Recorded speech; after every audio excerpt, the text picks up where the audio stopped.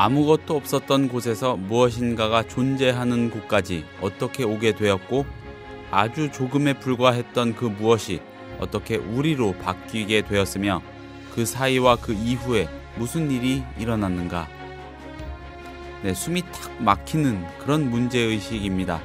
결국 역사적인 문제이겠죠. 다만 이것은 거의 모든 것의 역사여야 할 겁니다. 국민TV 라디오 30분 책 읽기 3월 24일 월요일 순서 시작합니다.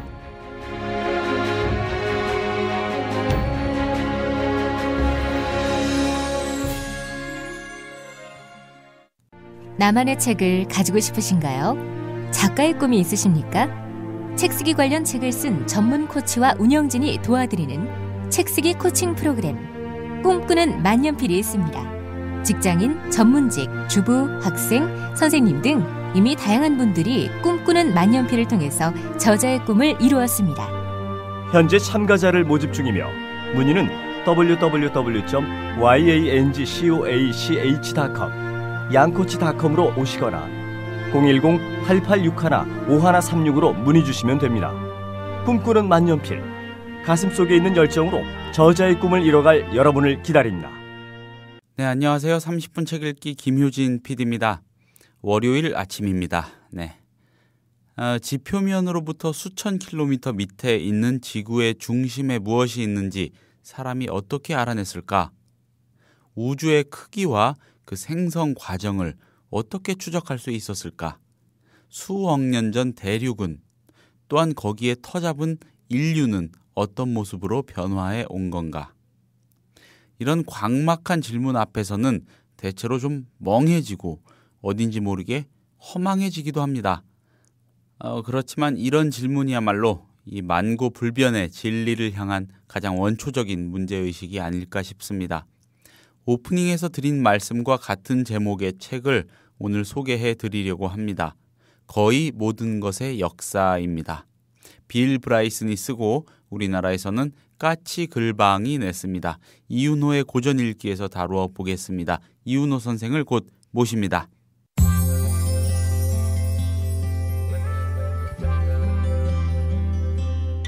매일 아침 이 책 한 권. 국민TV 라디오 30분 책 읽기.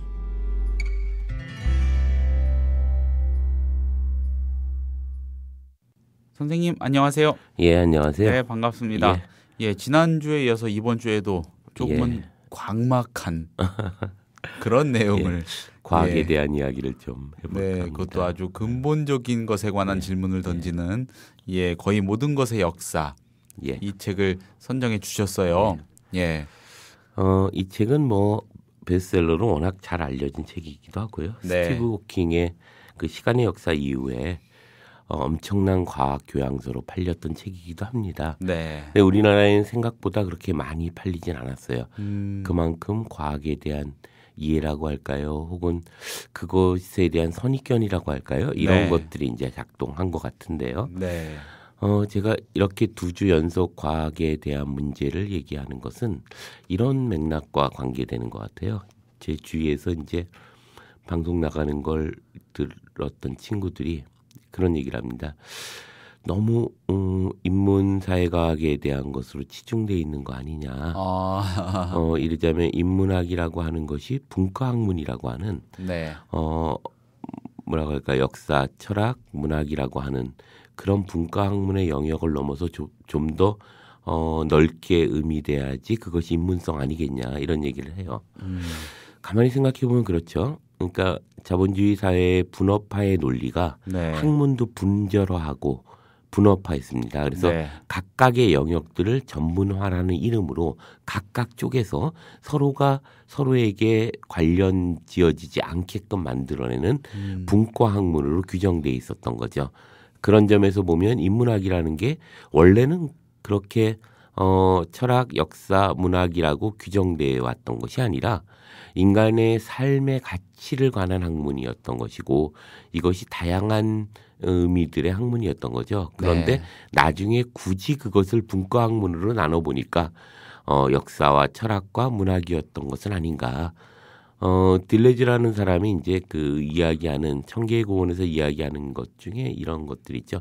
탈영토화라는 것이 있습니다. 탈영토화. 예. 예. 이르자면 우리가 자본주의 사회의 필요에 의해서 네.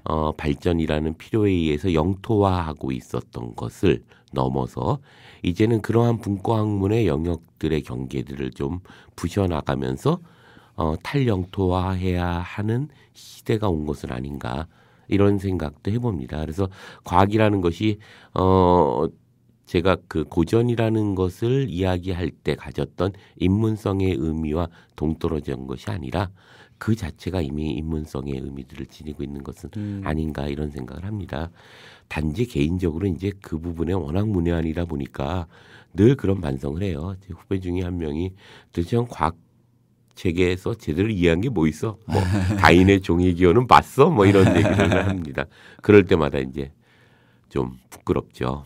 제가 제대로 과학에 대한 이해를 못 하고 있고 그러한 점에서 저 스스로도 최근에 이제 한 1년 됐나요? 과학책을 좀 읽으려고 하고 있고 최근에 인터넷 그 페이스북에서 어떤 분이 미국에 사시는 분인데 네.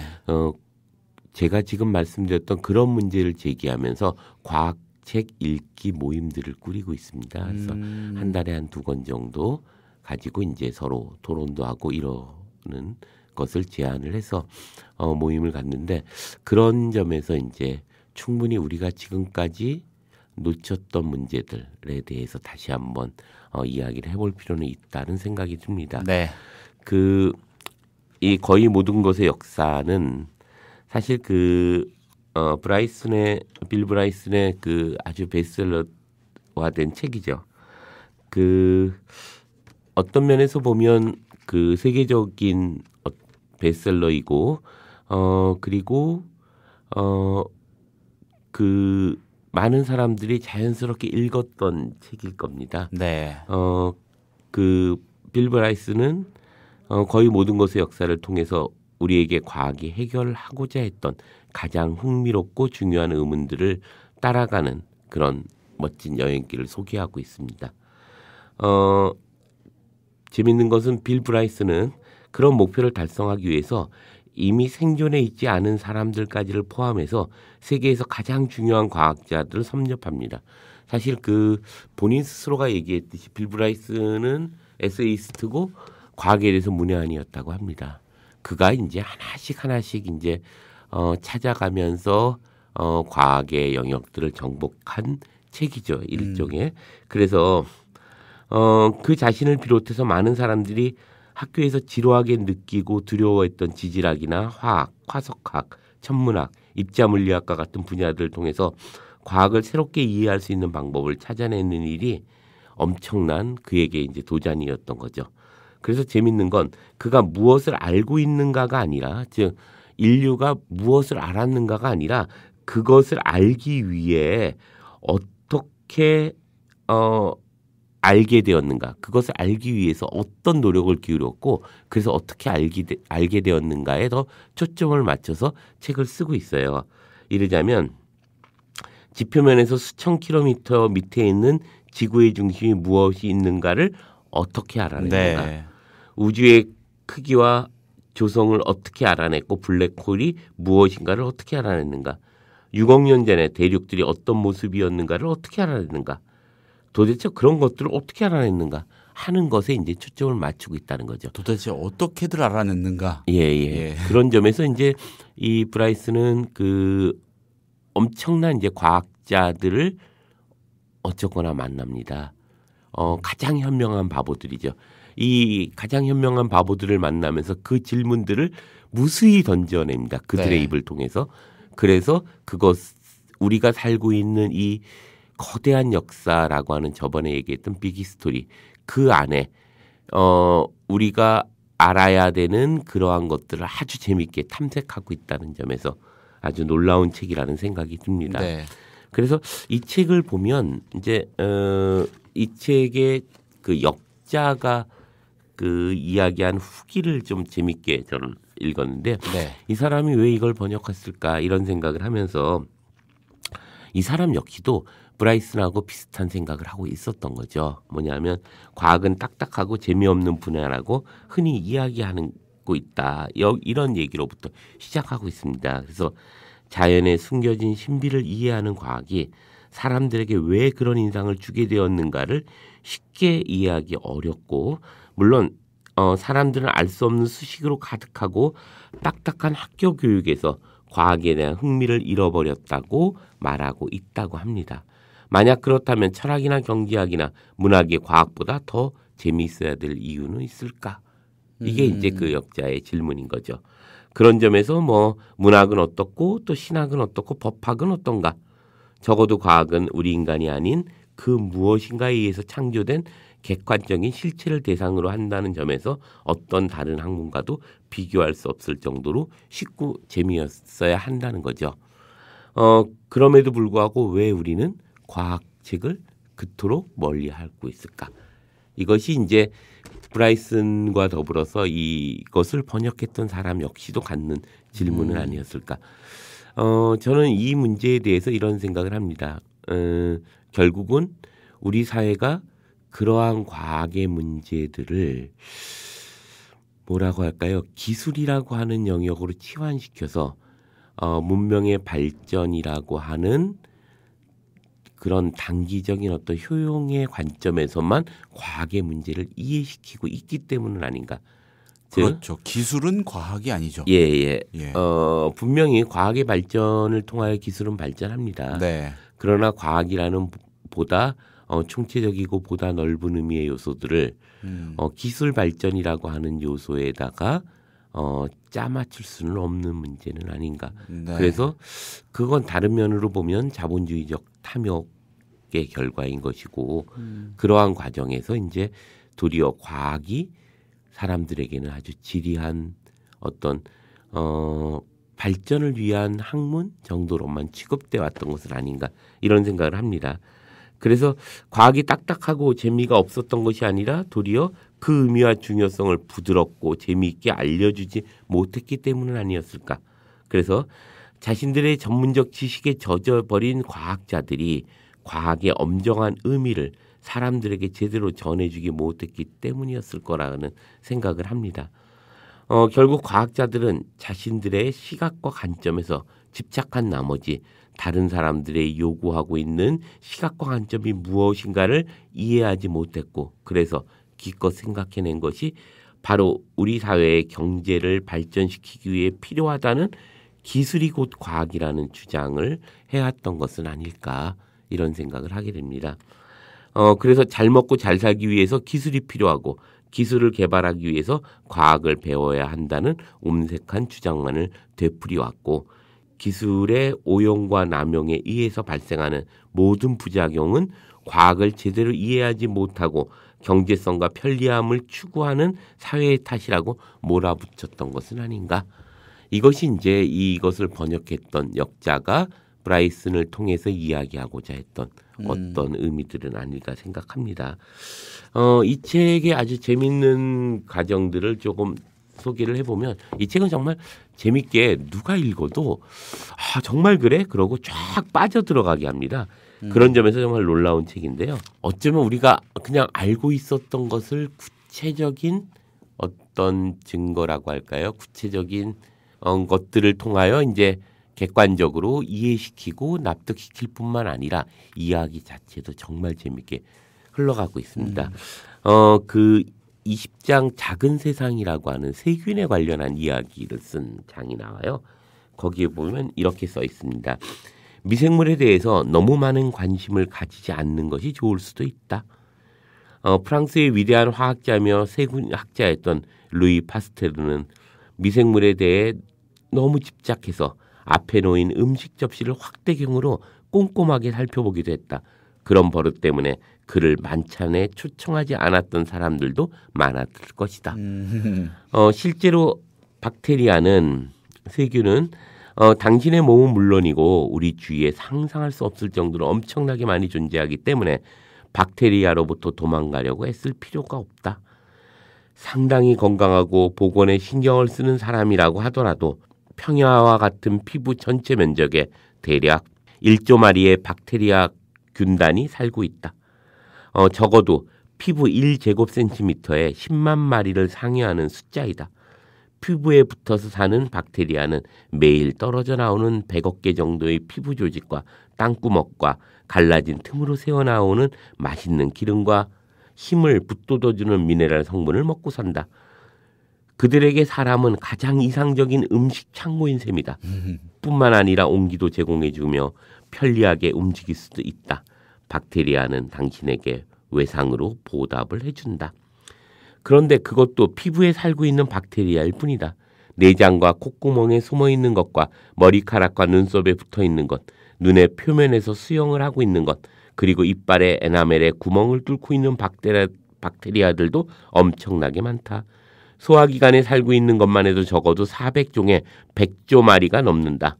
당을 먹는 것들도 있고 녹말을 먹는 것들도 있으며 다른 박테리아를 공격하는 것들도 있다.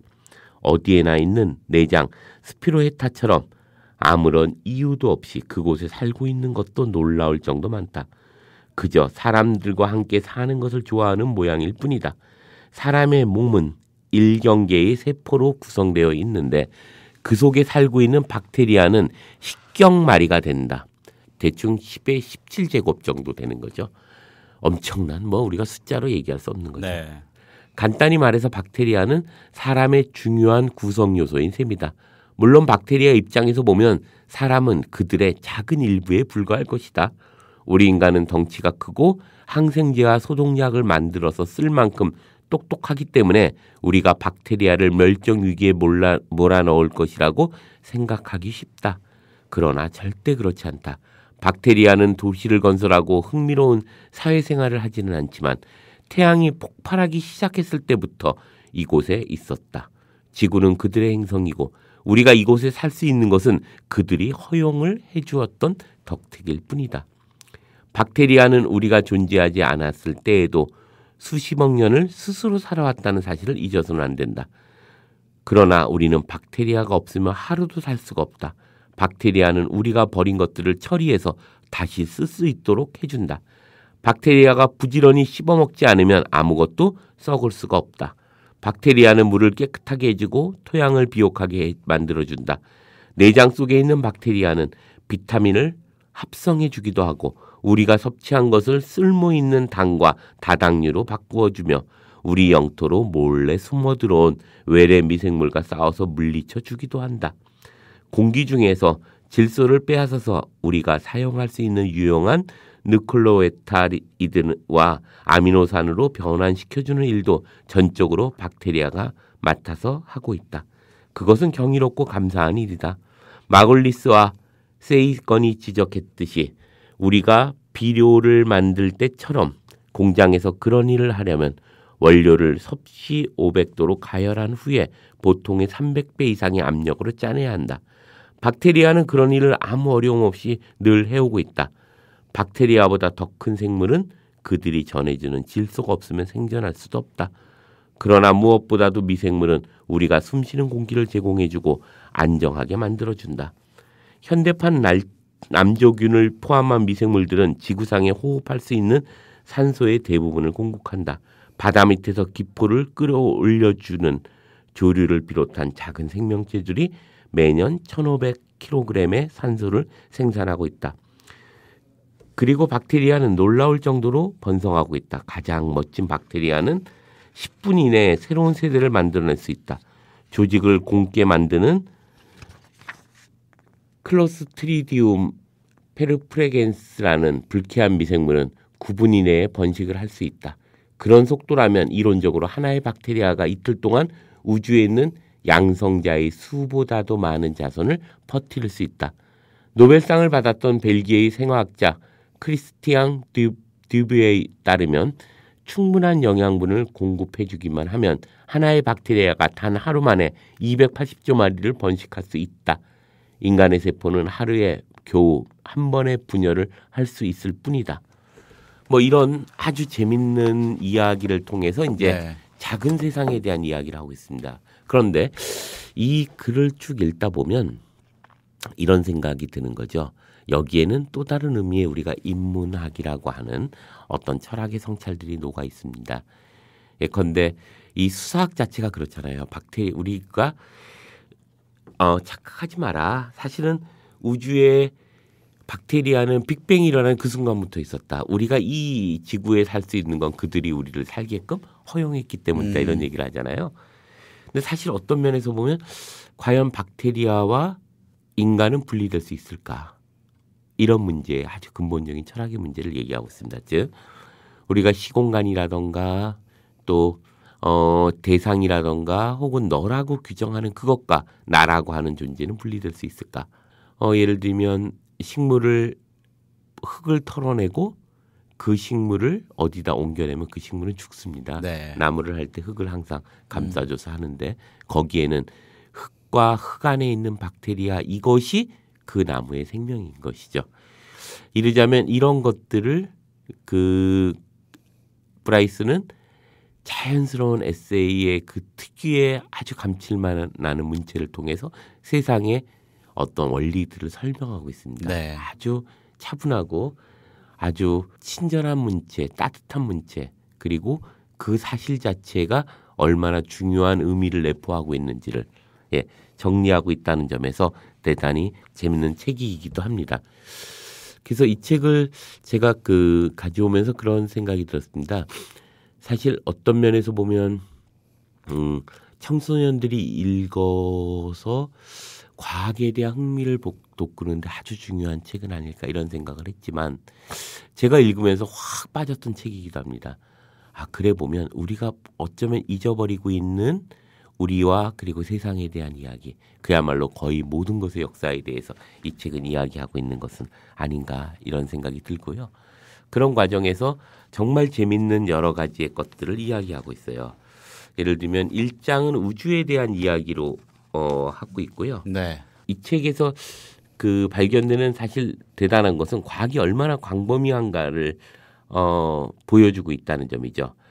우주와 지구 그리고 생물의 진정한 역사를 무시한 역사학과 철학과 문학과 예술은 사실 존재할 수 있는가 할 정도로 광범위한, 그래서 과학은 우리에게 어디에서 출발해서 어디까지 와 있고 앞으로 우리의 미래는 무엇인가를 가장 객관적으로 밝혀주는 그야말로 인류가 이룩한 가장 성스럽고 값진 노력의 성과가 그런 과학은 아닌가. 또 과학의 발전이라고 하는 것이 결국 문명의 발전과 다르지 않았고, 그런 점에서 이 책의 어느 곳에도 과학이 생활을 편리하게 하고 사회의 경제력을 발전시키기 위한 기술의 발전을 위해서 필요하다라는 것을 찾아볼 수 없습니다. 즉 우리가 문명의 발전이라고 하는 것이 과학의 발전이라고 이야기하지만 사실은 과학의 발전이라고 하는 것은 그 문명을 발전시키기 위해서 존재했다는 것이 아니라는 거죠. 어떤 면에서 보면 인간의 지성의 발전이고 그리고 그 자체의 인간의 발전이고 그리고 문명의 그 안에 있는 기술과 그리고 생활의 발전이기도 하지만 더 나아가서 인식의 발전을 의미하는 것은 아닌가 이런 생각들을 들게 됩니다. 그래서 이 책은 모두 6부로 구성되어 있는데요. 네. 과학의 세부 분야를 뛰어넘어서 사람들이 알고 싶어하는 문제들을 어떤 과정을 거쳐서 어떻게 해결했으며 그렇게 해서 알아낸 결과가 무엇인가를 정말 간결하고 쉬운 글을 통해서 이제 폭넓게 소개합니다. 일부는 우주에 대한 이야기죠. 그래서 상상을 넘어설 정도로 광대한 우주의 신비를 어떻게 벗겨냈는가를 살펴보는 과정에서 빅뱅 이론과 팽창 이론 그리고 다중 우주론에 대한 우주론들이 자연스럽게 소개됩니다. 어떻게 신비를 밝혀냈는가? 이거 정말 재밌어요. 읽어보시면 2부는 또 지구에 관한 것이죠. 지구의 크기를 어떻게 측정했을까에 대한 의문으로부터 시작해서 지질학의 역사, 지구 생성의 역사, 그리고 지구를 구성하는 원소들에 대한 이야기로 이어지게 됩니다. 그래서 이 과정에서 자연스럽게 뉴턴의 중력 법칙, 그리고 고전 물리학과 지질학, 화학을 가볍게 소개하고 있죠. 3부는 20세기의 이야기입니다. 뜬금없이 20세기로 탁 넘어가요. 그래서 우주, 지구, 그리고 20세기에 대한 이야기이고 그 과정에서 현대 물리학의 기초인 열역학, 양자론, 상대성 이론은 물론이고 원자의 구조, 소립자와 촉근 이론에 대한 이야기가 정말 쉽고 재미있게 소개되고 있어요. 그래서 지구의 판 구조론과 관련된 내용도 지구의 역사를 밝혀낸 수단이 연대 측정법을 소개하면서 현대 기술의 오염과 남용에 대한 경고도 그 안에는 함께 들어가 있기도 합니다. 그런 점에서 과학적 성찰의 의미를 담고 있는 거고요. 4부는 소행성과 해성의 충돌로 시작해서 지진과 화산 그리고 지자기 반전에 이르기까지 어떤 다양한 이야기가 섞여져 있습니다. 그래서 옐로스톤의 이야기로부터 지구 내부의 활발한 움직임을 생생하게 읽어낼 수 있고 심해 생물처럼 극한 상황에도 살아가는 생물 이야기에서 생명과학의 필수 수단이 되어버린 PCR에 대한 소개도 흥미롭게 제기되고 있죠. 그런 점에서 5부는 지구상의 생명 이야기, 6부는 인간이 견뎌왔던 기후와 역사와 기후의 역사 그리고 인류의 역사가 담겨 있습니다. 그런 점에서 보면 이 책은 그야말로 모든 과학의 역사와 현재를 담고 있고 좁은 전문 분야를 집중적으로 소개하는 과학교양 서적이 아니라 다양한 과학 지식의 의미들을 인문적인 의미에서 통찰하는 책이라는 점에서 아주 대단한 책이라는 생각이 듭니다. 이 안에는 다양한 과학적 남용이 벌어지고 있는 그 엄청난 위험에 대한 경고를 또한 모든 장에서 잊지 않고 하고 있다는 점에서 단순히 과학의 어떤 찬미 이런 것만이 아니라 과학이라고 하는 건 어떤 합리적 어떤 인식인데 이 인식이 과도하게 오용되는 기술로 전환됐을 때 얼마나 위험한가 하는 것에 어떤 문제도 함께 다루고 있다는 점에서 대단히 우리가 의미 있게 좀 바라봐야 될 책이 아닌가 이런 생각이 듭니다. 아까 그 박테리아 이야기 읽어주셨잖아요. 예. 대체로 그런 식으로 서술이 돼 있나요? 그렇죠. 재미있게 마치 이야기처럼 말 그대로. 아주 재미있는 책입니다. 거의 모든 것의 역사라는 제목을 이해할 수 있을 것 같아요. 예, 소개해 주신 몇 부분만 들어봐도 그 제목 진짜 모든 것의 이야기일 수 있겠구나. 그리고 재미있는 이야기일 수 있겠구나. 예, 그렇죠. 그렇게 이해가 됩니다. 네, 오늘도 좋은 책, 좋은 말씀 잘 들었습니다. 선생님 감사합니다. 예, 고맙습니다.